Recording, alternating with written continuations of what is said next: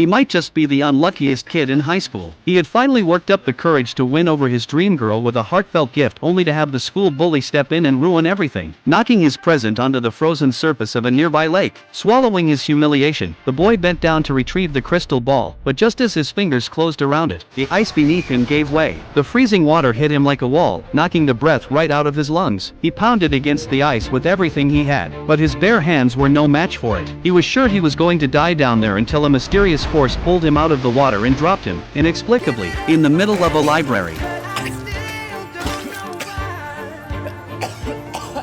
The people around him stared in disbelief. David himself had absolutely no idea what had just happened, but he was soaking wet and half frozen, so there was no time to figure it out. He just bolted home. When he got there, his alcoholic father took one look at him and assumed he'd been out goofing off all day, and laid into him without a second thought. After the day from hell he'd already had, David finally made it to his room, but even then, his father kept running his mouth from the other side of the door. In a moment of frustration, David shoved the door open and suddenly found himself back in the library. That's when it hit him. He had some kind of power. The next day, he started testing it out.